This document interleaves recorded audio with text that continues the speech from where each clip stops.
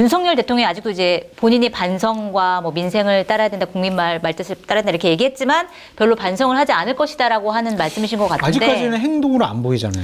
그래서 그거가 지금 또 비판을 받고 있는 게 오늘 박정희 전 대통령 추도식에 참석을 했습니다. 현직 대통령으로서는 처음으로 참석을 했다고 하는데 또 29일 날 열리는 이태원 참사 일주기에는 이제 안 가겠다 이렇게 밝혀서 그러니까 사실 오늘 이제 박정희 전 대통령 추도식에 참석한 거는 이제 보수 결집의 어떤 의도가 있는 거 아니냐라는 평가를 받았는데 그러면서 사실은 또 민생이라고 우리가 얘기할 수 있는 이태원 참사 일주기에는 참석을 안 하는 건 이제 대통령이 반성을 안 하는 거 아니냐는 비판이 좀 나오고 있는 것 같아요. 그래서 이거에 대해서는 좀 어떻게 평가를 하세요? 방송에서 머저리라고 해도 돼요? 안 돼. 안 되나요? 안 됩니다. 나 없을 때 얘기해. 안 됩니다. 그러면 나 없을 때 얘기하라고. 나 없을 때.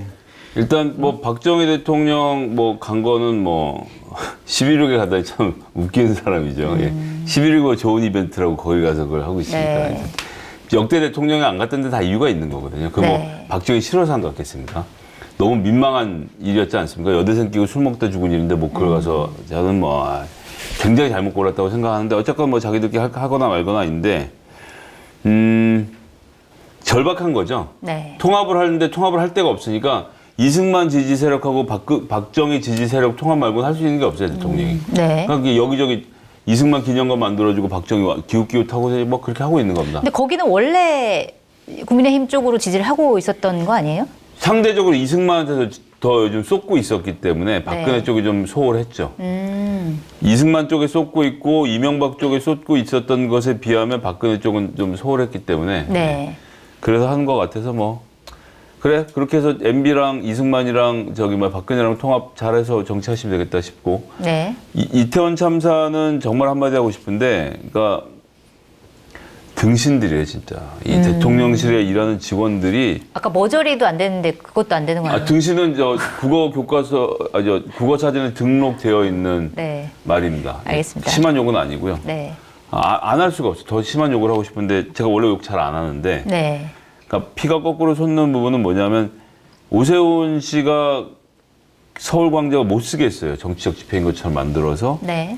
그래서 유족들이 어쩔 수 없이 야4당에게 공동 주최를 요구해서 집회 형태로 하려고 했어요. 네. 특별법 통과를 촉구하는 집회를 하려고 했는데 24일에 오세훈 시장이 어쨌거나 앞으로 자기도 정치를 더 크게 해야 되니까 갑자기 시청광장을 허용한 거예요. 네. 그래서 유족협의회랑 시민단체협의회가 유족 대표단과 시민단체협의회가 야사당에게 미안한데 당신들이랑 주최하는 거 없는 걸로 합시다.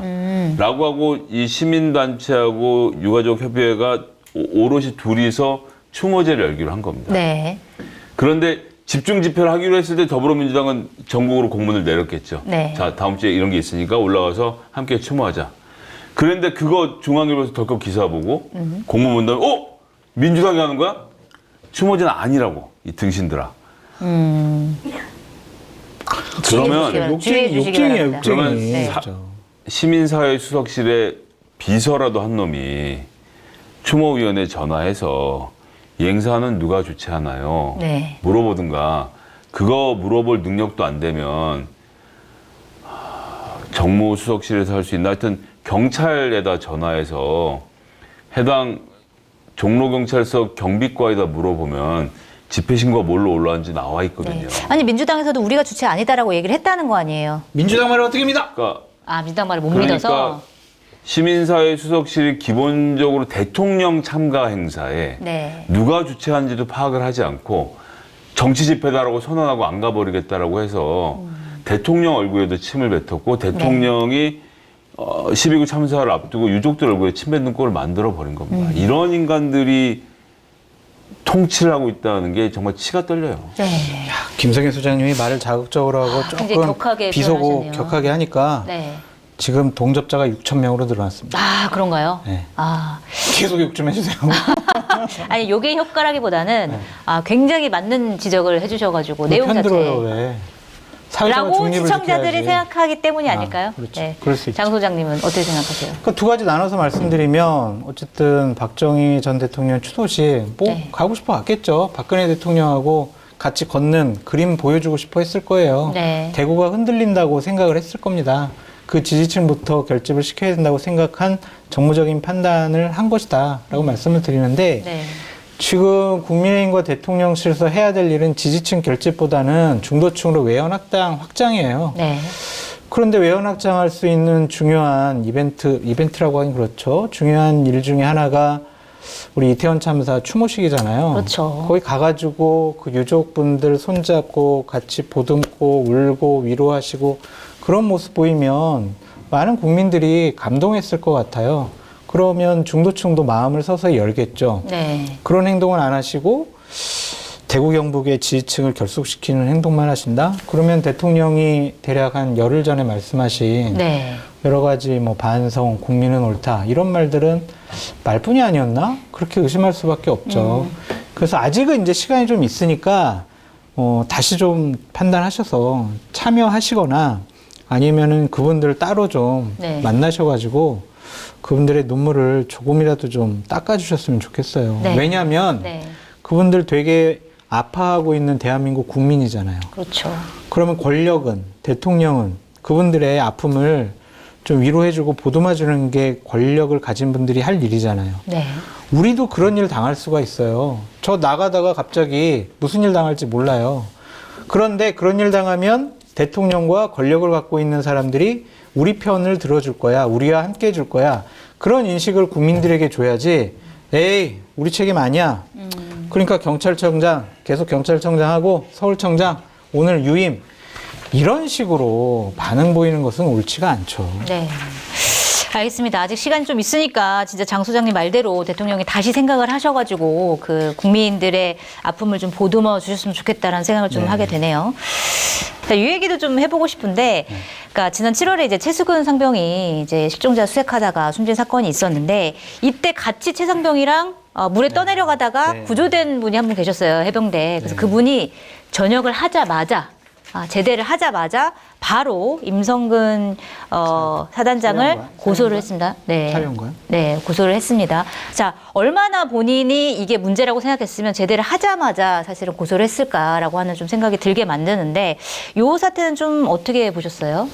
세상에 비밀은 없을 거예요. 감춰지긴 어려운 상황이죠. 왜냐하면 대단히 많은 사람들이 그거에 관여돼 있고 옆에서 지켜본 사람들이 많이 있거든요.